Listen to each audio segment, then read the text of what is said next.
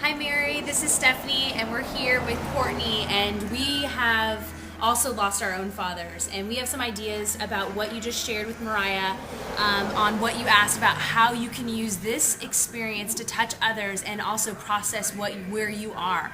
And one of the biggest ideas I had was interviewing people who have lost their relatives and sharing a story where they actually remember and cherish them and then put it together.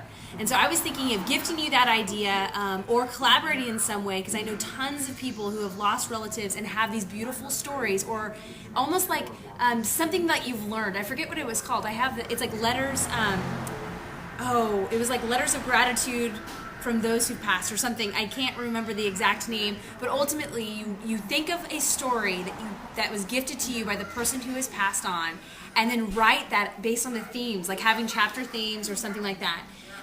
What about you, Courtney? I would say that 3 months you're still pretty raw, and I think it could go one of two ways. It could be really cathartic, or it could just keep ripping the scabs. So I really think as a writer, I would recommend being in your grief for now, and maybe visiting it 3 months from now, like at the 6-month mark, and trying then. And I agree that do it from your perspective and how you're experiencing it, and celebrating his life rather than the grief and the loss piece, which is going to be woven through it anyway and be very beautiful and powerful. But I would do things that, like conversations with him now.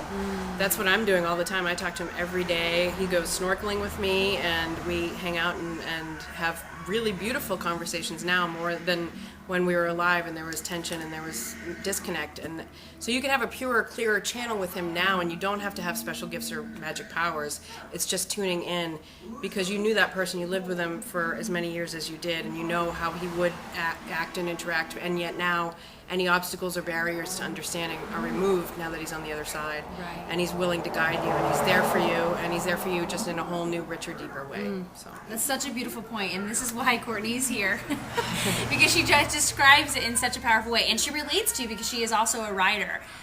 Something that you just pinged me, though, is something that I did as a way to cherish my dad is I actually went through all of his pictures and scanned them in, because I mean, you have to remember, this was before digital cameras and all that, and it was very therapeutic. I scanned all of his pictures in and did a document of his whole life, and then gifted it to my grandmother, and for Mother's Day or for Christmas or something as a gift, and she literally thought, and I did it. I went through and honored who he was, and wrote little clips from my perspective as his daughter, and had little questions and inspiring quotes and things that I weaved in, and it was like I created a book of his life through pictures online. It was very simple, and then I gave it as a gift for those that I thought would matter to him. And somehow going through that process was really inspiring, powerful, healing. And so I recommend you doing that too. Yeah. And that could even walk you through this next 3 months and kind of give you some even more ideas of how, And talk to the little ones who are in your life. Like my nieces and nephew are all ages 5 and under, and they will still talk about Papa, which was what he was to them. And so talk to them, and they may sometimes have a very clear, pure connection to the deceased person. I just got full body chills on that. So that was like a so yes, we send yes, you yes. love, and we know where you are in that vortex of just ripping pain, and it does get better. So yes, it does, and just know that that you're not alone. So thank you. I think the first thing is I want to acknowledge you for reaching out, for asking for help. Huge.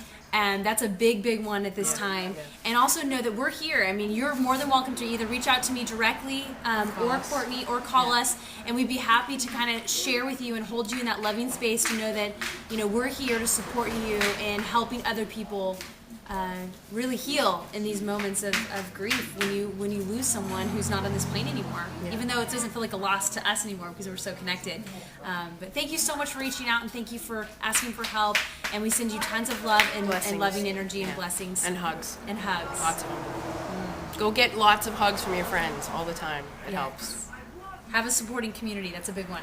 And my dad's final words in his final days were just love, love, love, love, love, love, love, love, love. So he figured it out. He cracked the code, and that's really what it is. Yes. I get the chills now. Yes. Thank you so much. You're welcome.